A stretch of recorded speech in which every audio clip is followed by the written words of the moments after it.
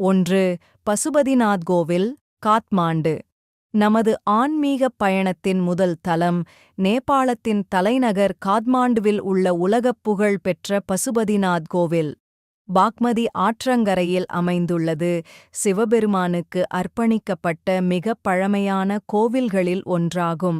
UNESCO பாரம்பரியச் சின்னமாக அங்கீகரிக்கப்பட்டுள்ள இக்கோவில் 12 ஜோதிர்லிங்கங்களுக்கு தலை போன்றது என்று கருதப்படுகிறது. பகோடா பாணியில் அமைந்த இதன் தங்கக் கூரையும் வெள்ளிக் கதவுகளும் இதன் அழகை கூட்டுகின்றன.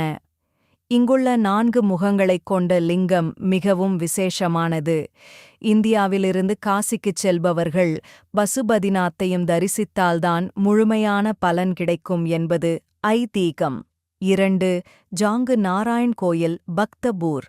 அடுத்து நாம் காண்பது நேபாளத்தின் மிகப் பழமையான வைணவத் தலம் என்று போற்றப்படும் ஜாங்கு நாராயணன் கோவில்.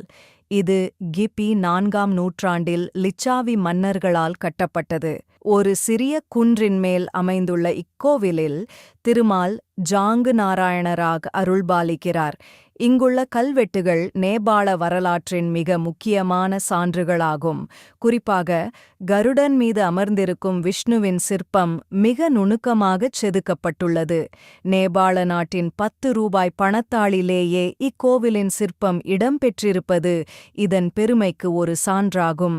3. புதநீலகண்டா கோவில், காத்மாண்டு அருகில். அமைதியையும் ஆன்மீகத்தையும் ஒருசேர வழங்கும் தலம்தான் புதநீலகண்டா. இங்கு ஒரே கருங்கல்லாலான 5 மீட்டர் நீளமுள்ள பிரம்மாண்டமான விஷ்ணு சிலை ஆதிசேஷன் மீது சயனித்த நிலையில் ஒரு நீர்க்குளத்தின் நடுவே மிதப்பது போன்ற காட்சியை அளிக்கிறது. இதனை மிதக்கும் விஷ்ணு என்றும் அழைக்கின்றனர்.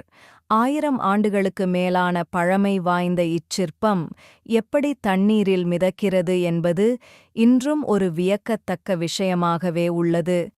அமைதியான சிவபுரி மலை அடிவாரத்தில் அமைந்துள்ள இத்தலம் மன அமைதி தேடும் பக்தர்களுக்கு ஒரு சொர்க்கமாகும். முழு வீடியோவிற்கு கீழே உள்ள லிங்கை கிளிக் செய்யவும். மேலும் ஆன்மீக வீடியோக்களுக்கு குங்குமம் டிவி சேனலுக்கு சப்ஸ்கிரைப் செய்யவும். நன்றி.